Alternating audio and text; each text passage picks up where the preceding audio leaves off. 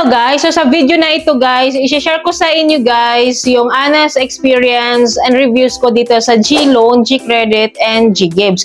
So guys, some of you nagko-comment sa aking mga videos about this GCash loan products na talaga, kung ano talaga yung honest experience ko dito. So anyways guys, lahat po ng tatlong loan products ni GCash guys is meron po ako noon and na-offeran po ako noon. Hindi man sabay-sabay guys, pero meron na ako noon and paulit-ulit ko na siyang ginagamit. Matagal na po akong meron noon guys. And nagre-reload na lang ako. And up to now guys, ginagamit ko pa din siya. So, i-share ko sa inyo guys what I like and what I don't like about GGives, GCredit, and GLoan. Lahat yan guys, i-share ko sa inyo based lang sa experience ko ha. This is not sponsored by GCash guys ha. Again, this is just based on my experience. So what I like sa GCredit guys is ang dali lang gamitin. So accessible siya sa lahat guys. Sa mga groceries or sa mga tumatanggap ng GCash payments, and ang dali lang din gamitin guys, last payment method sa mga stores, sa mga merchants na tumatanggap ng GCash payments. So pwede siyang ipambayad guys kasi pwede kang makapag-generate ng QR code, then i-scan na lang ni merchant sa'yo or ikaw yung mag-i-scan sa QR code ni merchant. So ganun guys, ang dali gamitin and pwede rin siyang pambayad sa bills like PLDT, Meralco. Yan guys, marami siyang pwedeng panggamitan guys. And syempre inside and outside GCash app, pwede siyang gamitin. And gusto ko siya gamitin guys kasi alam nyo yon, lumalabas talaga siya sa payment method kapag GCash payments yung pinili mo. Like kapag nag-order ka sa Jollibee, sa McDo, or sa mga fast food restaurants guys, halos lahat GCash. At kapag pumunta ka sa supermarket guys, sa department store, sa mall, is talagang pambayad nila is ganyan. Si GCash, GCredit, and si GGives. Yun guys, isa yun sa nagustuhan ko talaga kay GCredit kasi anytime pwede natin siyang piliin na gamitin. What I don't like sa GCredit guys is ang bagal ng usad niyang mag-increase. Alam mo yon, ilang buwan ka ng user ni GCredit, paulit-ulit na yung mga taon na, so ganun pa rin yung offer. Like kung na-offeran ka ng 4,000, yun pa rin ang offer mo till, alam mo yon, nakabayad ka na, nagamit mo na lahat-lahat, and on time ka naman nagbabayad sa kanila, and never kang nagka-delay and wala kang bad record sa GCash app or sa GCredit payments. So ganun pa din. Ang bagal ng bitaw ni CIMB Bank guys ng offer sa atin kasi guys si GCredit is powered by CIMB Bank. So bangko ang may hawak sa kanya. Kaya siguro guys, ang bagal din guys ng release ng pera and ng increase ng offer sa atin. Kasi guys, na-increasean man ako guys, pero it takes 6 months. And after 6 months, wala pa.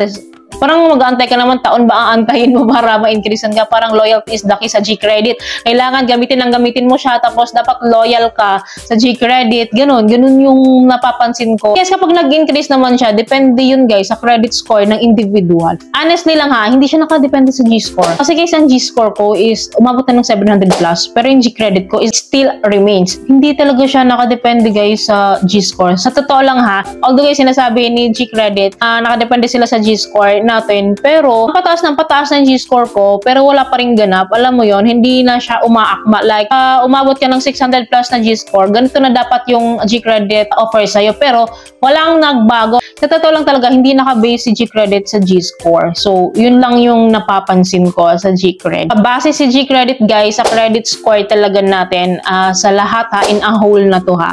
So, hindi siya sa G-score lang. So, yun, ganun yung napapansin ko. So, next guys, what I like about GLoan naman. Si GLoan kasi guys, syempre na-withdraw natin and naka-convert natin to cash talaga, and mapupunta talaga siya sa GCash wallet natin and magagamit natin as our personal use o kung saan natin pwedeng gamitin yun, magiging sa atin yung pera na yun, and hindi siya limited lang sa GCash app. Pwede talaga natin siya gamitin sa kahit ano, kasi nga syempre maka-convert natin siya sa cash So ganun si GLoan, and gusto ko yung ganun, yung makapag-loan talaga tayo and ma-convert talaga natin yung niloan natin as cash. Convenient din siya sa atin kasi malaking bagay na meron tayong ganito, kasi kung nag-negosyo tayo, nag-business tayo, at least may pangpuhunan tayo. Or may mga emergency purposes guys na pwede natin paglaanan dito, so why not? Kasi nga guys, withdrawable siya. Kaya yun yung maganda kay GLoan, and reasonable lang din naman yung interest niya. Ang maganda din doon guys, once na may offer ka is mawi-withdraw mo talaga agad-agad real time. So hindi ka na pag-aantayin agad-agad, makukuha mo agad yung pera. So guys, what I don't like naman dito sa GLoan, magpapakatotoo lang tayo dito. Twice na akong nakapag-loan sa G-Loan. So patagal na patagal guys, na-realize ko na upon napag-withdraw sa G-Loan, may hiningi silang processing fee. So si processing fee guys is different from interest rate per month. So magkaiba yun ha. Si processing fee kasi is one-time payment siya upon withdrawal. Si G-Loan guys is nagre-require siya ng 3% processing fee doon sa total loanable amount na offer nila sa atin. So sa last time offer ni G-Loan sa akin guys is 25,000 pesos. So 3% ng 25,000 is 750 na ikakaltas na nila agad-agad, na ibabawas na nila agad-agad doon sa 25,000. 25,000 minus 750. So yan na lang guys ang matitira na makukuha mo. So guys, ang akin lang naman, wala namang problema doon no, kasi their rules of course. But sana naman, wala naman lang sanang tanggalin sana yung processing fee. Kasi kota na si G-Loan sa atin sa interest rate eh. Meron na tayong monthly binabayaran na interest plus 3% processing fee. So maaring sa iba okay lang yun. Then sa iba is hindi talaga okay to and medyo malaking bagay sana to. Another thing guys, what I don't like about G-Loan is ang haba guys ng ano nila, yung loan terms nila. Like kunwari may offer ka first time mong mag-loan, tas ang offer mo is 2,000 pesos or 1,000 pesos, then 5 months to pay.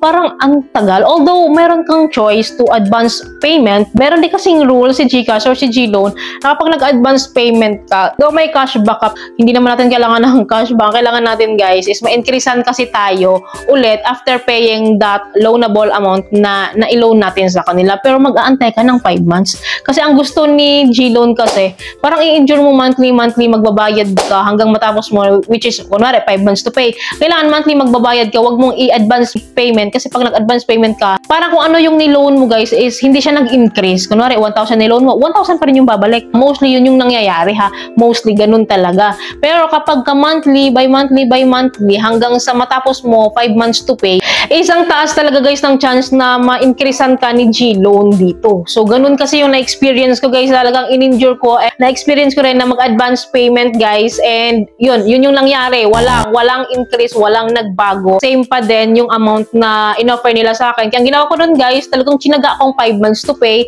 So yun, na-increasean ako guys ng 25,000 pesos. So I hope lang na medyo may short term si GCash or si G-Loan no? Kasi mga long terms talaga sila eh. Nag-start sila 5 months to pay. Tapos ang next, 6 months, 9 months to pay, and 12 months to pay, 18 months to pay. So sana man lang, meron kayong short term like 1 month to pay, 2 months to pay, 3 months to pay. Kasi para mabilis lang din ma-paid and may increasean din agad. And I hope hindi nakabase si G-Loan doon sa loan terms payable. Like kung 12 months to pay, so after 12 months, doon ka palang makakapag-loan ulit or ma-operan ulit kasi kung i-injurin mo yun, di ba? So I hope hindi nakabase si G-Loan sa ganun. Kasi sana okay lang dapat. Sana si G-Loan ay okay lang sa kanya mag-advance payment. Kasi ganun din naman eh. Kapag nag-advance payment tayo, wala namang nagbago eh kung 5 months to pay yun. Computed na rin siya monthly yung interest sa 5 months. So walang effect eh. Kasi si GCash, syempre gusto niya ng loyalty talaga. Loyalty is the key talaga. Kaya pinapahaba niya yung mga loan terms. So, yun lang yung hindi ko gusto doon. But other than that, okay naman talaga si G-Loan. And syempre, nakikinabang din talaga tayo doon kapag may offer tayo, malaking bagay. At least meron tayong mapanghuhugutan. So lastly guys, is si G-Gibbs naman. What I like about G-Gibbs is, alam niyo ba, gustong-gusto ko si G-Gibbs talaga than home credit product loans. Ang isang wide ng coverage ni G-Gibbs, ang dami niyang pwedeng panggamitan. Hindi lang product loan siya guys, nakafocus. May mga services din sila guys. So kung wala kang pambiling gamot, may mga drugstore sila na affiliates, may mga merchants silang gano'n. Pwede sila pambayad sa supermarket, tulad kay G-Credit, pwede silang sa department store, sa mga malls. Pambayad mo sa kung ano-ano guys, na available yung GCash payments. So ang laking bagay guys, kapag nangangailangan ka and hulugan kasi to si G-Gibbs. Hindi siya guys intended for cash conversion. Kasi ang dami yung nagtatanong sa akin yan about cash conversion. And I had a previous videos naman. Ang dami na akong videos yan guys. Pakivisit na lang yung playlist ko about that. So, yun. Kaya gustong-gusto ko guys si G-Gibbs kasi ang lawak guys ng pwede niyang panggamitan. Ang dami niya talagang pwedeng panggamitan as payment method. So, anyways, the cash conversion naman, G-Gibbs to cash is pwede po siyang i-convert to cash GCash guys via GCash Pera outlet. So far guys, yun pa lang yung pinapayagan ni GCash ngayon. That is legal. So alamin niyo yan guys. I had a previous video sa ganyan guys. Guys, pakiano niyo na lang yung playlist ko about that. And then explain ko further yun guys, yung GCash to GGives. Lagi ko sinasabi to na hindi ko nire-recommend talaga yan dahil hindi yan design si GGives to cash. So design talaga yan si GGives guys as payment method. And lagi ko nga guys nire-recommend sa inyo na gamitin nyo na lang talaga siya as payment method guys. Kasi ganun naman, mag-withdraw kayo ng cash. Then may mga patong-patong na interest pa. Kung ipapambili nyo lang din ng appliances, ng groceries, ang gusto nyo mga bilhin. Pero hindi naman So pwede naman na tumatanggap naman halos lahat ng merchants and lahat ng store na kilala natin, tumatanggap naman ng as payment method. So why not to use that? So, yung nagustuhan ko talaga kay GGives guys is madali lang siyang gamitin. Accessible lang siya. Ang dali-dali lang talaga guys. And pwede tayong mag-generate ng QR code kung gamitin natin yun as payment method sa labas. Pwede rin siya guys sa mga online apps like mga Jollibee, McDo, ganyan, mga deliveries. Pwede siyang gamitin. What I don't like about GGives guys, so si GGives kasi guys is maximum of 3 availment lang talaga. Loan availment ha. 3 loan availment lang yung ina-allow ni GGives to loan. Ang gusto ko sanang mangyari guys kay GGives sana is katulad kay As Pay Later na alam mo yun, only, basta may balance ka, pwede mo siyang i-loan. So kay GGives kasi is 3 loan availment lang yung ina-allow nila. Then may minimum amount to spend sila. Depende sa amount na offer nila sa atin like 2,000 minimum amount, 3,000, 4,000 sa bawat loan availment. Si GGives talaga is designed para sa mga pangmalakihang amount. Sana hindi nila nilimit yung loan availment sa GGives kasi malaking bagay sana na anytime. Kasi guys, kahit na-commit na natin yung 3 loan availment, minsan kasi nag-i-increase yung offer sa atin ni GGives. Pang natitira na balance dyan, hindi na natin magalaw-galaw guys, naka-freeze na. Kasi nga guys, nagamit na natin yung 3 loan availment. So may mga GGives niyan, may intindihan niyo yung sinasabi ko. Hope tanggalin ni GGives yung ganun ha, na limitation sa paglo-loan kasi hanggat may balance na at sana pwede nating ma-loan kasi babayaran din naman natin, di ba? So yun yung isa sa ayaw ko kay GGives guys ha. Pangalawa guys, si GGives ay hindi revolving fund. So ano ibig sabihin nun? So As Pay Later sa Shopee, kapag nagbabayad tayo is revolving fund siya. Nagagamit din natin yung binayad natin doon sa As Pay Later. Dito sa GGives guys, hindi siya revolving. So pag nagbayad tayo is magre-record lang doon na nakapagbayad tayo pero hindi natin magagamit or hindi siya revolving fund. Hindi natin magagamit ulit yung binayad natin doon. So yun lang yung hindi ko bet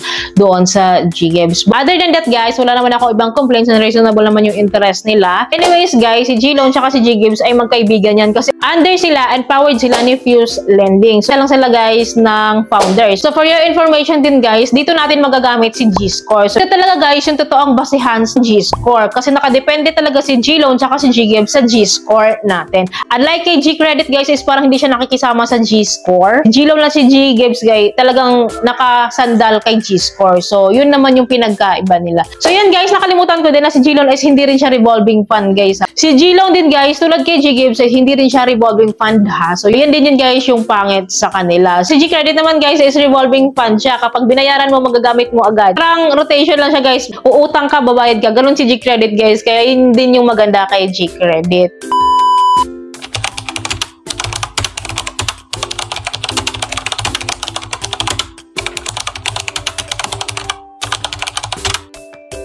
So, yun lamang guys. I hope may natutunan kayo sa video and I hope guys nakatulong tong video sa inyo. And kung nagustuhan niyo yung video guys, please don't forget to like, share, and subscribe. And click nyo guys yung bell button para updated kayo sa mga bago ko pa pong mga videos like this.